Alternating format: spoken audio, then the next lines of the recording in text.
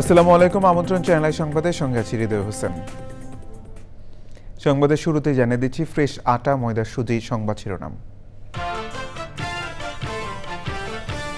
NBR চেয়ারম্যানের পদত্যাগ দাবিতে আজও কমপ্লিট শাটডাউনে কর্মকর্তা কর্মচারীরা, বন্দরগুলোতে স্থবিরতায় আটকে আছে পণ্য।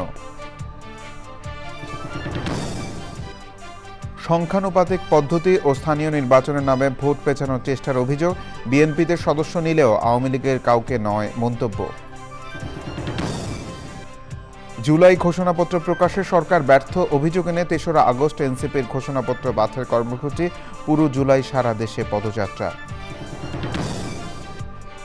কুমিল্লা ধর্ষণ ও ভিডিও ছড়ানোর মূল আসামিসহ গ্রেপ্তার ৫, নোয়াখালীতে শিশু ধর্ষণের অভিযোগ ও গাইবান্ধায় গণপিটুনিতে অভিযুক্ত নিহত। এবং যুক্তরাষ্ট্র ইসরায়েলের বিরুদ্ধে জাতিসংঘের মানবাধিকার কমিশনে ইরানের অভিযোগ, শত শত মানুষ হত্যা ও বেসামরিক অবকাঠামোর ক্ষতির উল্লেখ।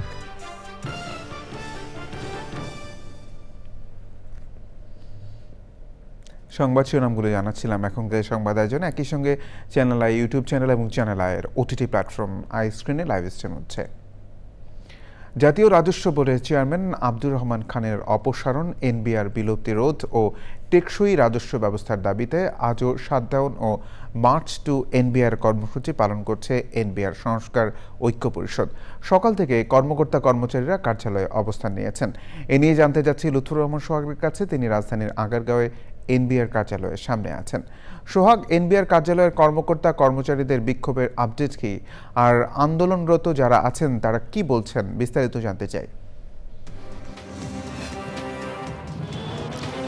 হৃদয়, গতকাল যে কমপ্লিট শাটডাউন কর্মসূচি শুরু করেছিলেন এনবিআর এর কর্মকর্তা কর্মচারীদের একটি অংশ, তারা কিন্তু আজকেও সকাল থেকে একই আন্দোলন শুরু করেছেন এবং 2 দিন ধরে এই আন্দোলন চলার পরে সরকারের পক্ষ থেকে কিন্তু আলোচনায় বসতে সরকার রাজি হয়েছে এবং কিছুক্ষণ আগে, আধা ঘন্টা আগে এখান থেকে 20 সদস্যের একটি প্রতিনিধি দল তারা সচিবালয়ের উদ্দেশ্যে রওনা দিয়েছেন এবং তারা অর্থ উপদেষ্টার সঙ্গে আজকে বিকেল 4টায় একটি বৈঠকে বসবেন। মূলত এনবিআর এর যে অচল অবস্থা চলছে, গত 2 মাস ধরেই ধাপে ধাপে তারা বিভিন্ন আন্দোলন করছেন, যার ফলে এখানকার যে প্রশাসনিক কার্যক্রম সেটি কিন্তু ব্যাহত হচ্ছে, মানুষের সেবা পেতে ভোগান্তি হচ্ছে।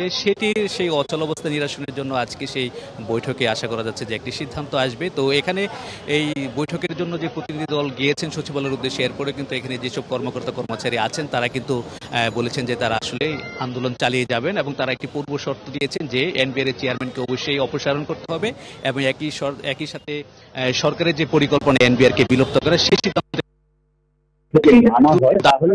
বৈঠকে মানা হয় তাহলে তারা এই আন্দোলন তারা প্রত্যাহার করবেন। এর আগ পর্যন্ত তারা এখানে আন্দোলন চালিয়ে যাওয়ার সেই জন্য তারা এখানে বসে আছেন এবং তারা অপেক্ষা করছেন যে আসলে বিকালের বৈঠকে কি সিদ্ধান্ত আছে সেই জন্য। আর আরেকটি বিষয় জানিয়ে রাখি যে আজকে কিন্তু পৌনে 10টা থেকে এখানে আন্দোলন হচ্ছে। এর ফলে এই যে সচিবালয়, এই রাজস্ব এনবিআর এর যে ভবনটি রয়েছে তার 2টি ফটকই এবং এখানে যারা সেবা নিতে আসেন তারা কিন্তু আসলে ফিরে যাচ্ছেন এবং শৃঙ্খলা বাহিনী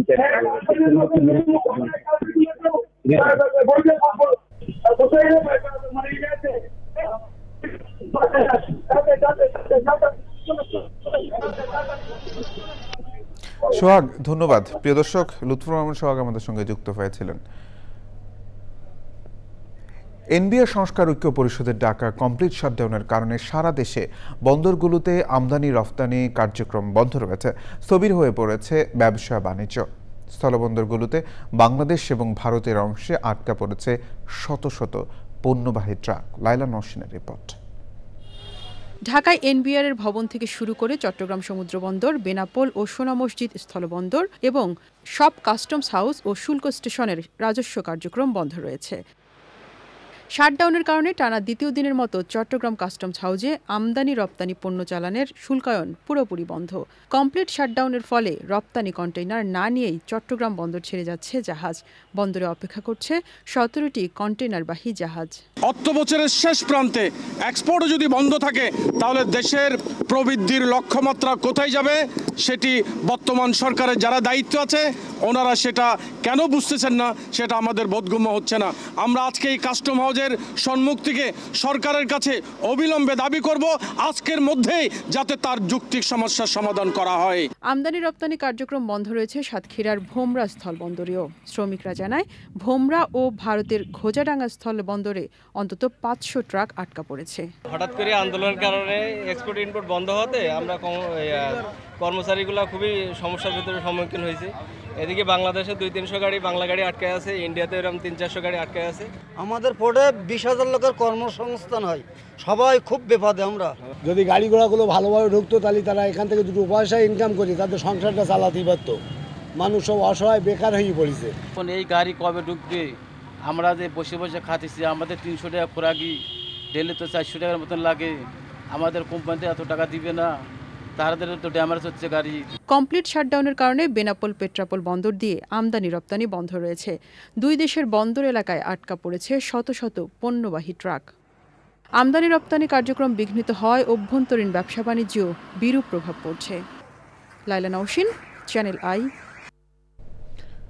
সংখ্যানুপাতিক পদ্ধতিতে নির্বাচন অথবা স্থানীয় নির্বাচন আগে এমন কথা বলে নির্বাচন পিছিয়ে দিয়ে কেউ কেউ দেশ ও জাতির সর্বনাশ করতে যাচ্ছে বলে অভিযোগ করেছে বিএনপি।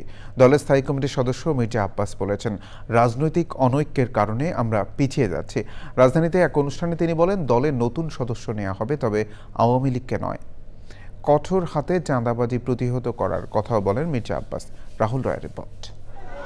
সারা দেশে নতুন সদস্য সংগ্রহ ও নবায়ন করছে বিএনপি।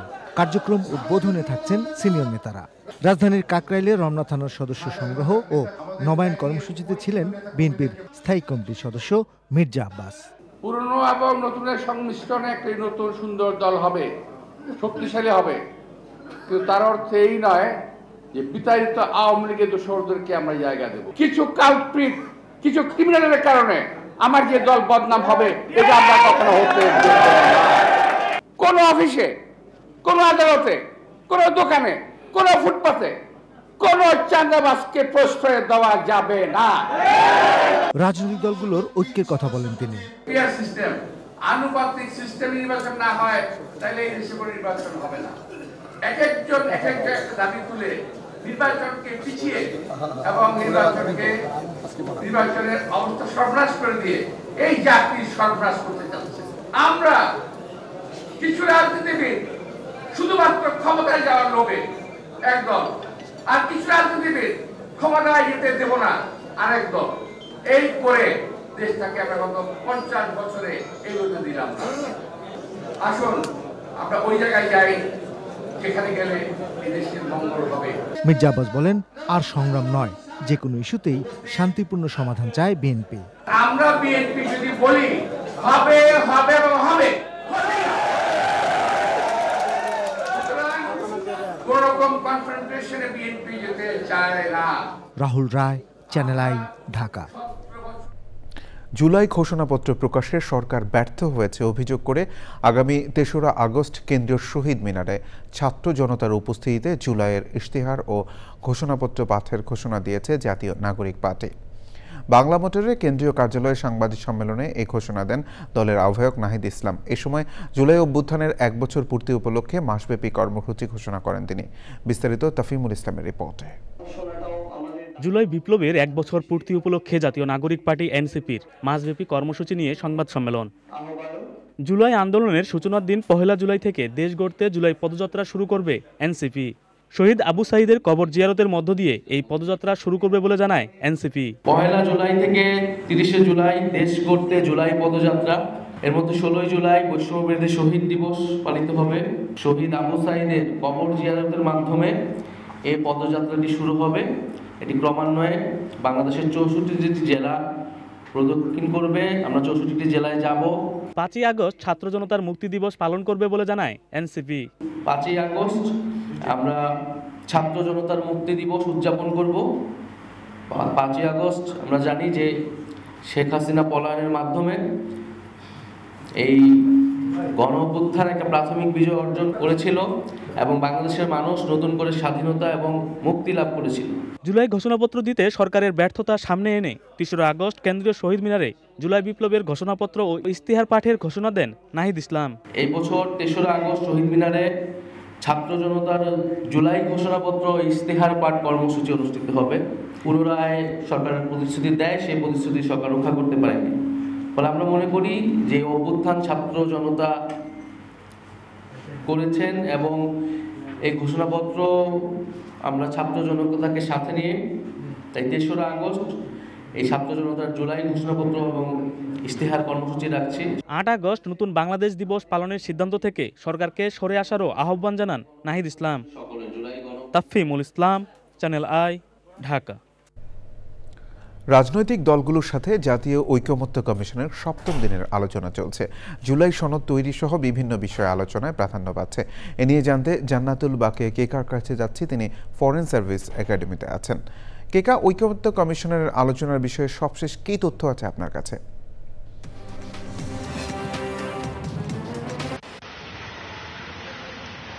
হৃদয়, আপনি দেখতে পাচ্ছেন আমরা কিন্তু ফরেন সার্ভিস একাডেমির বাইরে দাঁড়িয়ে রয়েছে। এই মুহূর্তে কিন্তু বৃষ্টি মধ্যাহ্নের বিরতি চলছে। মধ্যাহ্নের বিরতির আগে কিন্তু শুরু হয়েছিল আজকের দ্বিতীয় আলোচনার যে দ্বিতীয় ইস্যুটা, সেটা হবে সেই বিষয়টা নিয়ে কিন্তু রাজনৈতিক দলগুলো কোনো ঐক্যমতে আসতে পারে নাই। বরং আমরা আজকে নতুন একটি প্রস্তাব শুনলাম, সেটা হলো যে এতদিন যেটা বলা হচ্ছিল যে 2 কক্ষ বিশিষ্টের উচ্চকক্ষে 100 আসন বিন্যাস হওয়ার কথা ছিল, কিন্তু আজকে কোনো দলের পক্ষ থেকে প্রস্তাব করা হয়েছে নতুন করে যে উচ্চকক্ষে 200 আসন বরাদ্দ করা যেতে পারে। এইটি হলো মধ্যাহ্ন বিরতির আগের খবর। পরের ইস্যু, পরের আরেকটি বিষয় জানাই যে সকাল থেকে যে সূচনা বক্তব্যে কিন্তু জাতীয় ঐক্যমত্য কমিশনের সহসভাপতি ডক্টর আলী রিয়াজ রাজনৈতিক দল জুলাই সনদ করতে চান, বিশেষ করে আবু সাইদের যে শাহাদাত বার্ষিকী তার আগেই তারা জুলাই সনদ বা জাতীয় সনদ প্রকাশ করতে চান। সেটা না হলেও তারা জুলাই মাসের মধ্যেই জাতীয় সনদটা করবেন, এরকম মর্মে তারা রাজনৈতিক দলগুলোর কাছে আহ্বান রেখেছিলেন। এবং পরপরই কিন্তু সকাল থেকে আলোচনার বিষয় ছিল সংবিধান ও সংবিধিবদ্ধ যে প্রাতিষ্ঠানিক কমিটি, সেই কমিটির নিয়োগ সংক্রান্ত আলোচনা। সেই আলোচনাতেও কিন্তু আজকে রাজনৈতিক দলগুলো কিন্তু বরাবরের মতোই বলছে যে এনসিসি বা সাংবিধানিক কাউন্সিল তার নাম পরিবর্তন করে সংবিধান ও সংবিধিবদ্ধ প্রাতিষ্ঠানিক নিয়োগ কমিটির যে নামে উদ্দেশ্য করে করা হচ্ছে, এবং তারা যেন ক্ষমতায় গেলে তাদের ক্ষেত্রে কিন্তু যেটা হবে যে নির্বাহী বিভাগকে হাত পা বেঁধে সমুদ্রে ফেলে দেওয়ার মতো হবে, এবং এই অবস্থায় কিন্তু রাষ্ট্র পরিচালনা করা বেশ কঠিন হবে। এইটা কিন্তু আজকে মুখোমুখি ভাবে একদম সরাসরি রাজনৈতিক যে জাতীয়তাবাদী দল তাদের পক্ষের সমমনা দলগুলো কিন্তু বলে ফেলেছে। এখন মধ্যাহ্নের বিরতি চলছে, বিরতির পরে কিন্তু আমরা ফিরে যাবো যে আজকের বাকি দুটো আলোচনায় কি অবস্থা দাঁড়ালো, এবং এখনো পর্যন্ত কোনো ইস্যুতেই কিন্তু কোনো রাজনৈতিক ঐক্যমত আসেনি। পরে একজন রাজনৈতিক বলছেন কিন্তু যে জাতীয় ঐক্যমত্য কমিশন যেহেতু মৌলিক এবং সাংবিধানিক বিষয়ে কোনো দলের পক্ষে ঐক্যমত আসা সম্ভব হচ্ছে না, এক্ষেত্রে জাতীয় ঐক্যমত্য কমিশনের নিজস্ব মতামত কি সেটা কিন্তু লিখিত আকারে জমা দেওয়ার কথা বলা একটি রাজনৈতিক দলের পক্ষ থেকে। হৃদয়, কেকা, ধন্যবাদ। প্রিয় দর্শক, জান্নাতুল বাকে কেকা আমাদের সঙ্গে যুক্ত হয়েছিলেন ফরেন সার্ভিস একাডেমি থেকে। জুলাই আগস্টে চানখারপুলে হত্যার অভিযোগে করা মামলার 4 আসামিকে আন্তর্জাতিক অপরাধ ট্রাইব্যুনালে হাজির করা হয়েছে। মামলায় সাবেক ডিএমপি কমিশনার হাবিবুর রহমান সহ 8 পুলিশ সদস্যের বিরুদ্ধে অভিযোগ গঠনের উপর আজ শুনানি হওয়ার কথা। এর আগে পলাতক সাবেক ডিএমপি কমিশনার হাবিবুর রহমান সহ 4 জনের পক্ষে স্টেট ডিফেন্স নিয়োগ দিয়েছিলেন আদালত। চানখারপুলে 6 জনকে হত্যা মামলায় সাবেক ডিএমপি কমিশনার হাবিবুর রহমান ছাড়াও মামলার অন্য আসামিরা হলেন ডিএমপির সাবেক যুগ্ম কমিশনার সুদীপ কুমার চক্রবর্তী, রমনা জোনের সাবেক এডিসি শাহ আলম মোহাম্মদ আক্তারুল ইসলাম ও এসি মোহাম্মদ ইমরুল। শাহবাগ থানার সাবেক পুলিশ পরিদর্শক আরশাদ হোসেন, কনস্টেবল সুজন, ইমাজ হোসেন ও নাসিরুল ইসলাম। মামলায় গ্রেফতার 4 আসামি, পলাতক 4 জন। কুমিল্লার মুরাদনগরে এক নারীকে ধর্ষণের ঘটনায় মূল অভিযুক্ত ফজর আলীকে রাজধানীর সায়েদাবাদ থেকে গ্রেফতার করেছে পুলিশ। এছাড়া ভুক্তভোগীর ভিডিও ধারণ করে সামাজিক যোগাযোগ মাধ্যমে ছড়িয়ে দেওয়ার অভিযোগে আরও 4 জনকে গ্রেফতার করা হয়েছে। ঘটনার পর থেকে নিরাপত্তাহীনতায় ভুগছেন ভুক্তভোগী নারীর স্বজনরা। শহীদুল্লাহ রাজুর রিপোর্ট। গত ২৬ জুন বৃহস্পতিবার রাতে মুরাদনগরে বাবার বাড়িতে বেড়াতে গিয়ে ধর্ষণের শিকার হন এক নারী। ঘরের দরজা ভেঙে ফজর আলী নামে এক ব্যক্তি ধর্ষণ করে পালিয়ে যাবার সময় ওই নারীর চিৎকারে আশপাশের লোকজন এসে তাকে আটক করে। এ সময় কয়েকজন ওই নারীর বিবস্ত্র ভিডিও ধারণ ও শারীরিক নির্যাতন করে। ঘটনার সময় ওই নারীর পরিবারের সদস্যরা বাড়ির পাশে পূজায় গিয়েছিলেন। ঘটনাস্থল থেকে অভিযুক্ত ফজর আলীকে নিয়ে তার স্বজনরা পালিয়ে যায়। এ ঘটনার একটি ভিডিও সামাজিক যোগাযোগ মাধ্যমে ছড়িয়ে পড়ে। আমার বাতিজাদা অত্যাচার হয়েছে, আমার বাড়িতে নিয়ে অত্যাচার আবার না হয়। গত শুক্রবার মুরাদনগর থানায় মামলা করেন ভুক্তভোগী নারী। মূল অভিযুক্ত ফজর আলীকে রাজধানীর সায়দাবাদ থেকে গ্রেপ্তার করা হয়েছে। ভিডিও ধারণকারী ও সরবরাহের অভিযোগে কুমিল্লার বিভিন্ন স্থানে অভিযান চালিয়ে অনিক, সুমন, রমজান এবং বাবু নামে 4 যুবককে গ্রেপ্তার করেছে পুলিশ। ভোর 5টার দিকে আমরা তাকে ঢাকা থেকে গ্রেপ্তার করেছি। গ্রেপ্তারকৃত আসামির নাম মোহাম্মদ ফজর আলী, বয়স 35। আমরা এই ঘৃণ্য কাজ যারা করেছে, ভিকটিমের ছবি ধারণ করে সোশ্যাল মিডিয়ায় যারা ছড়িয়েছে, তাদের 4 জনকে আমরা অ্যারেস্ট করেছি। ভুক্তভোগী নারীর ডাক্তারি পরীক্ষা সম্পন্ন হয়েছে। এখন পর্যন্ত এই ঘটনায় মোট 5 জনকে গ্রেপ্তার করা হয়েছে এবং এর সাথে যদি আরো কেউ জড়িত থাকে আমরা তাদেরকেও আইনের আওতায় আনব। ঘটনায় আরও কেউ জড়িত থাকলে তাদের বিরুদ্ধে ব্যবস্থা নেওয়ার কথা জানিয়েছে police. Shahidullah Raju, channel I, Dhaka. নোয়াখালীর হাতিয়ায় এক কিশোরী ও গাইবান্ধার গোবিন্দগঞ্জে এক শিশুকে ধর্ষণের অভিযোগ উঠেছে। হাতিয়ায় অভিযুক্ত যুবককে গ্রেফতার করেছে আইনশৃঙ্খলা বাহিনী। অপরদিকে গাইবান্ধার গোবিন্দগঞ্জে গণপিটুনিতে নিহত হয়েছে অভিযুক্ত হাবিল মিয়া। নোয়াখালীর দ্বীপ উপজেলা হাতিয়া থেকে এক কিশোরীকে অপহরণ করে ধর্ষণের অভিযোগে এক যুবককে গ্রেফতার করেছে আইনশৃঙ্খলা বাহিনী। গ্রেফতার জাহেদ হাসান উপজেলার সোনাদিয়া ইউনিয়নের চর ফকির গ্রামের বাসিন্দা। র্যাব 11 সিনিয়র সহকারী পুলিশ সুপার মিঠুন কুমার কুণ্ডু বিষয়টি নিশ্চিত করেছেন। গাইবান্ধার গোবিন্দগঞ্জে 6 বছরের এক শিশুকে ধর্ষণের অভিযোগে হাবিল মিয়া নামে এক ব্যক্তি গণপিটুনিতে নিহত হয়েছে।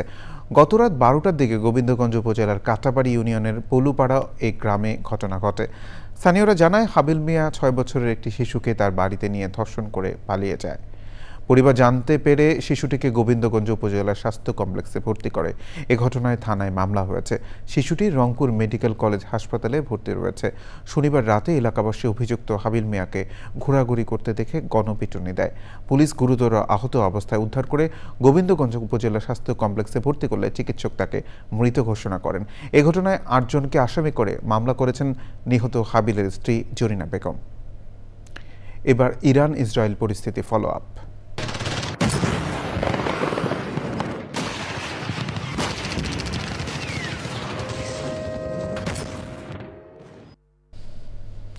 যুক্তরাষ্ট্র ও ইসরায়েলের বিরুদ্ধে জাতিসংঘের মানবাধিকার বিষয়ক হাই কমিশনে অভিযোগ করেছে ইরান শত শত নিরপরাধ মানুষ হত্যা ও বেসামরিক অবকাঠামোর ক্ষয়ক্ষতির অভিযোগ এনেছে ইরান।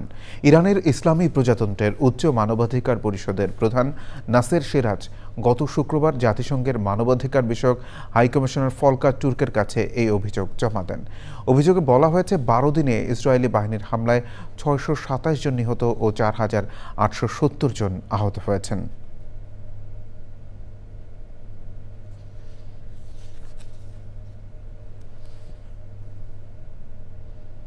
সংবাদের এই পর্যায়ে বিরতি নিচ্ছে। বিরতির পর আবার আমন্ত্রণ চ্যানেল সংবাদে। অধস্তন আদালতের বিচারকদের শৃঙ্খলা বিধিমালা গ্রহণ করে 2018 সালের দেয়া আদেশ স্থগিত করেছেন আপিল বিভাগ। এ বিষয়ে নতুন করে আপিল শুনবেন আপিল বিভাগ। এদিকে নিম্ন আদালতের বিচারকদের নিয়ে সংবিধানের 116 সংক্রান্ত মামলা শুনানি হাইকোর্টে চলবে বলে জানিয়েছেন আদালত। 7 বছর আগে দেওয়া আদেশ পুনর্বিবেচনা চেয়ে করা আবেদন গ্রহণ করে প্রধান বিচারপতি সৈয়দ রেফাত আহমেদের নেতৃত্বে 6 সদস্যের আপিল বিভাগ ওই আদেশ দেন। বিচার বিভাগ পৃথককরণ সংক্রান্ত মাজদার হোসেন মামলার রায়ের ধারাবাহিকতায় বাংলাদেশ জুডিশিয়াল সার্ভিস শৃঙ্খলা বিধিমালা 2017 প্রজ্ঞাপন আকারে 2017 সালের 11 ডিসেম্বর প্রকাশ করা হয়। ওই বিধিমালা গ্রহণ করে 2018 সালের 3রা জানুয়ারি আদেশ দেন 5 সদস্যের আপিল বিভাগ। আদেশ পুনর্বিবেচনা চেয়ে তৃতীয় পক্ষ হিসেবে আইনজীবী মোহাম্মদ শিশির মনি সহ 8 আইনজীবী আপিল বিভাগে আবেদন করেন। এই আদেশের ফলে প্রথম যেটি হলো, জনাব বিচারপতি ওয়াহাব মিয়ার নেতৃত্বে যে আদেশটি দিয়েছিলেন শৃঙ্খলা বিধিকে গ্রহণ করে, এই আদেশটি স্থগিত হয়ে গেল। ওই আদেশের আর কোনো কার্যকারিতা থাকলো না। দ্বিতীয়ত হলো, শৃঙ্খলা বিধি বর্তমানে যা আছে তা অন্তর্বর্তীকালীন সময়ের জন্য কার্যকর থাকবে। আর তৃতীয়ত হলো হাইকোর্ট বিভাগকে নির্দেশনা দিলেন 116 অনুচ্ছেদকে নিয়ে যে রিট পিটিশনটি শুনানি হচ্ছে, এই রিট পিটিশনটি শুনানি করতে আর কোনো বাধা থাকলো না।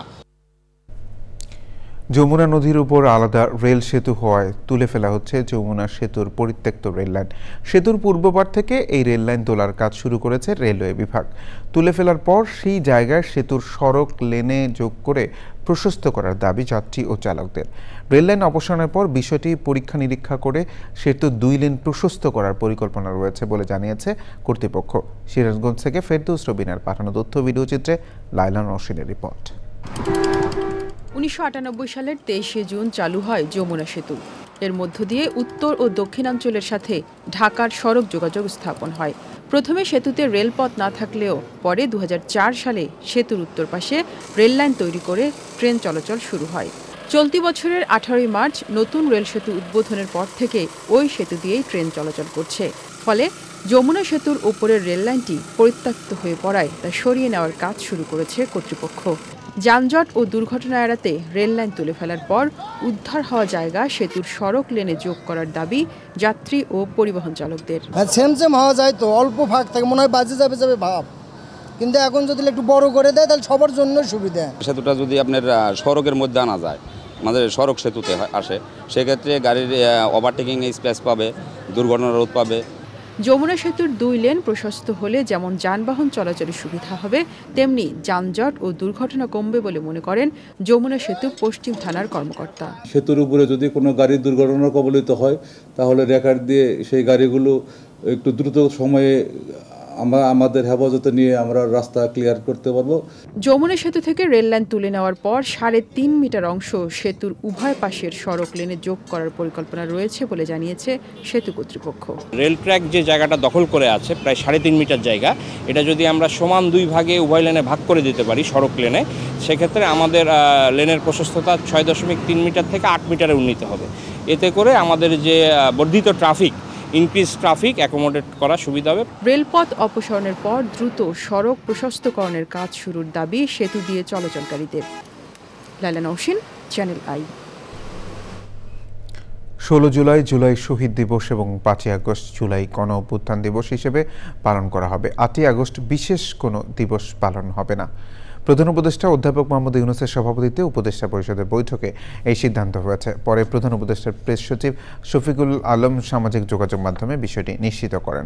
এনবিআর কর্মকর্তা কর্মচারীদের আন্দোলন নিয়ে উপদেষ্টা পরিষদের বৈঠকে আলোচনা হয়েছে বলে জানিয়েছেন অর্থ উপদেষ্টা সালাহউদ্দিন আহমেদ। তিনি আরও জানান, এনবিআর আন্দোলনকারীদের সঙ্গে আজ বৈঠক হচ্ছে না।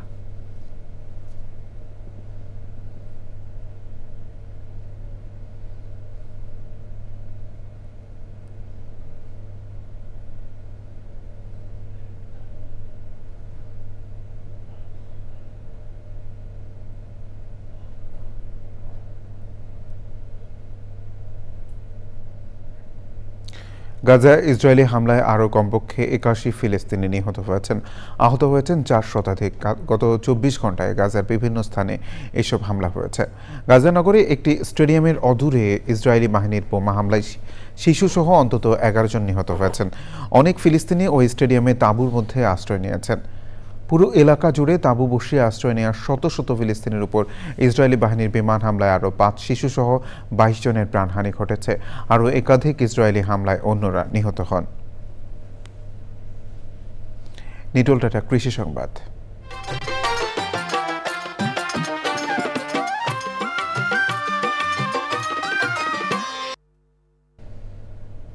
সমতলে চা, কমলা, মাল্টা, ক্যাপসিকাম চাষে সফলতার পর এবার রাশিয়ান ও ইউক্রেন ভ্যারাইটির আঙুর চাষ করে সফল হয়েছেন পঞ্চগড়ের মেহেদি হাসান। রসে ভরা আঙুরের ফলন ও স্বাদ আন্তর্জাতিক মানের হওয়ায় বাণিজ্যিকভাবে আঙুর চাষে আগ্রহ দেখাচ্ছেন স্থানীয় চাষিরা। পঞ্চগড় প্রতিনিধি এই রহমান মুকুলের পাঠানো তথ্য ভিডিওচিত্রে রাজীব আহমেদের রিপোর্ট। বাগানে ঝুলছে থোকা থোকা আঙুর। সবুজ আর হালকা লাল রঙের মিষ্টি এই আঙুরের স্বাদ বিদেশি আঙুরের মতোই। প্রতিদিনই বাগান দেখতে ছুটছেন স্থানীয়দের পাশাপাশি নতুন উদ্যোক্তারা। নিচ্ছেন চারা সংগ্রহ ও রোপণ পদ্ধতি বিষয়ক নানান পরামর্শ। এত সুন্দর আঙ্গুর হয়, দেখতে যেমন সুন্দর, খেতে তেমন সুস্বাদু, কল্পনাতীত একটা ফল। এটি সম্ভাবনাময় একটি ফল। যেটা আমরা আমাদের চাহিদা মিটিয়ে বিদেশে আমরা রপ্তানি করতে পারবো। থকাগুলা অনেকগুলো নাপছে এবং বেশ পরিপূর্ণ এবং বেশ স্বাদও ভালো। আমি টেস্ট করেও দেখছি, বাজারে এটা অনেক সুন্দর আর খুব সুস্বাদু। এবারই প্রথম রাশিয়ান ও ইউক্রেন ভ্যারাইটির আঙুরের চাষ করে ভালো ফলন পেয়েছেন এই আঙুর চাষি। প্রথমে বিশ্বাস করি নাই যে আঙ্গুর এরকম মিষ্টি হবে, আমি ভাবছি টক হবে, এই জন্য অল্প কিছু গাছ লাগাইছিলাম। তো এত ভালো ফলন, এত সুন্দর হচ্ছে যেটা কল্পনারও বাইরে। তো এবার ফলন দেখে আমি নিজেই উৎসাহিত হয়েছি। স্থানীয় কৃষি বিভাগ বলছে বাণিজ্যিকভাবে চাষিরা আঙুর চাষে এগিয়ে এলে কৃষি বিভাগ প্রয়োজনীয় সব ধরনের সহযোগিতা দেবে। আমরা আশা করছি সঠিক জাত নির্বাচন করলে, যদি সঠিক সময় সঠিক পরামর্শ নিয়ে প্রপার ম্যানেজমেন্ট নিয়ে করা যায়, তাহলে তেঁতুলিয়া উপজেলায় আমাদের তেঁতুলিয়া উপজেলা সহ সমগ্র পঞ্চগড়ে আমাদের আঙুরের চাষটা সম্প্রসারণ করা সম্ভব। জেলার আবহাওয়া ও মাটি আঙুর চাষের উপযোগী হওয়ায় যে কেউই বাণিজ্যিকভাবে আঙুর চাষ করে সফল হতে পারবেন বলছেন সংশ্লিষ্টরা। Rajib Ahmed, Channel I. প্রকৃতি সংবাদ।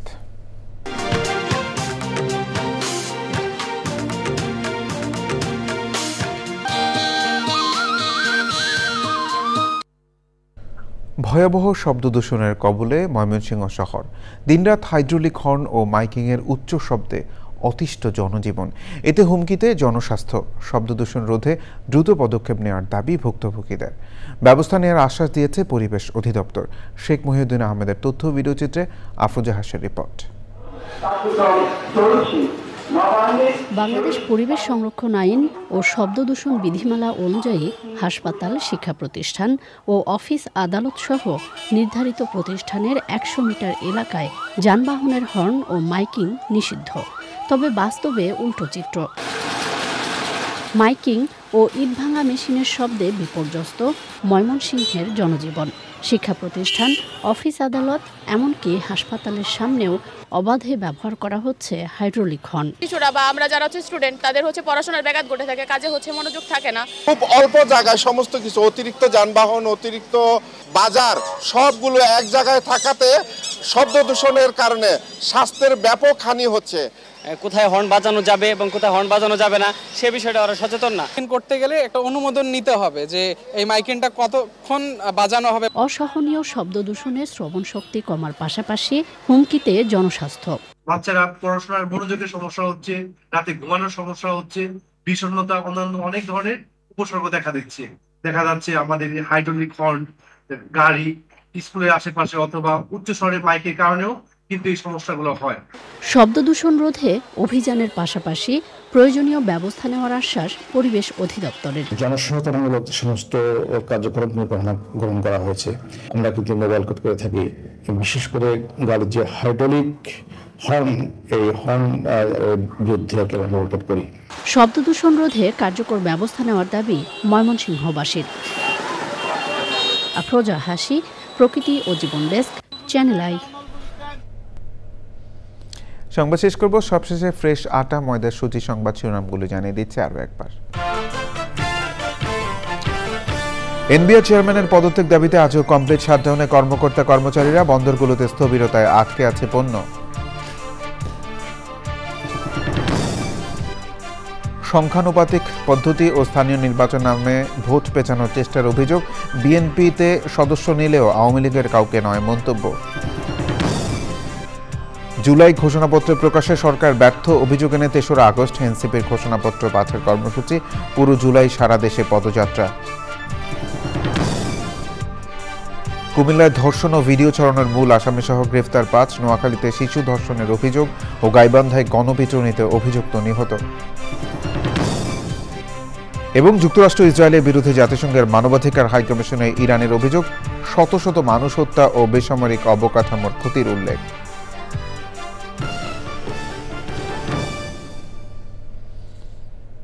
চ্যানেল আই সর্বশেষ সংবাদ জানতে ভিজিট করুন চ্যানেল আই অনলাইন.com-এ। যুক্ত থাকুন আমাদের সোশ্যাল মিডিয়া প্ল্যাটফর্মগুলোর সাথে। ধন্যবাদ সবাইকে।